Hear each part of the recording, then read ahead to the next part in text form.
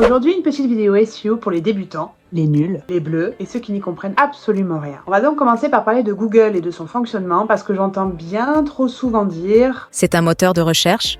Mais non, c'est Internet. Vous n'avez pas les bases. Vous n'avez pas les bases. Alors la base c'est quoi? Et je m'excuse d'avance pour les bébés qui sont nés après les années 2000, ça va piquer.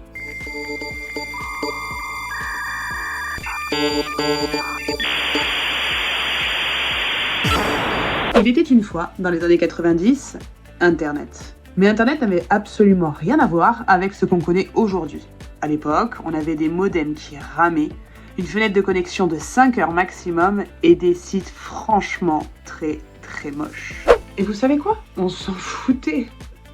On était les rois du monde, on avait un nouveau truc entre les mains pour avoir plein d'informations. Encore fallait-il la trouver? Parce que les moteurs de recherche de l'époque, c'était pas franchement ça. D'ailleurs, ils se disputaient tous la première place du podium.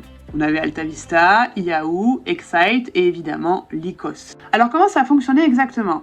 J'ai envie de te dire comme ça pouvait. En fait, ils avaient tous une méthode à eux pour fournir un résultat de recherche plus ou moins précis. Et souvent, pas précis du tout. En gros, ils avaient des algorithmes qui se contentaient d'aller lire les sites. De manière générale, ils cherchaient la fréquence ou la répétition des mots-clés.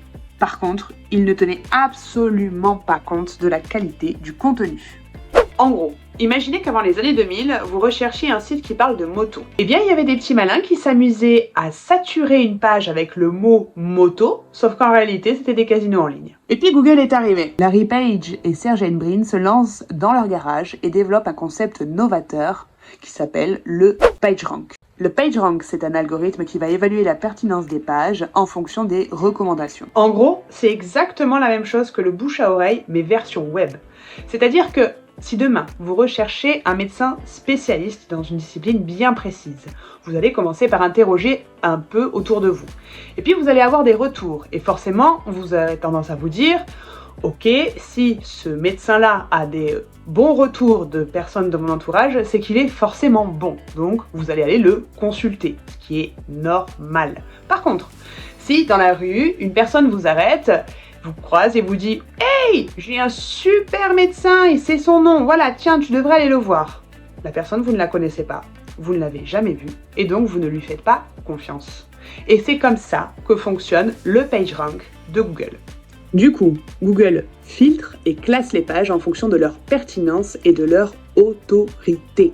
En conséquence, les résultats de recherche sont beaucoup plus pertinents et beaucoup plus fiables. Rapidement, Google se place comme le moteur de recherche numéro 1 et balaye tous les autres. Il développe ensuite toutes les fonctionnalités qu'on connaît, comme Gmail ou Google Maps, ce qui le propulse numéro 1.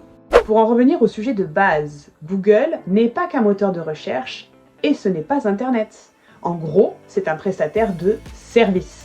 Donc, son seul but, c'est de toujours vous proposer des résultats fiables en fonction de votre requête. Aujourd'hui, c'est une véritable pieuvre qui a des milliers d'algorithmes très perfectionnés et ces algorithmes ont révolutionné le SEO ou le référencement naturel. Et comme c'est lui qui dicte les règles du jeu, ne retenez qu'une seule chose. Le mot-clé, c'est bien, l'autorité, c'est mieux. Tu débutes dans le référencement naturel et tu veux en savoir plus? Jette un œil du côté de mon bouquin Parle à Google, il te donnera toutes les bases pour bien débuter sans cramer ton budget dans une formation.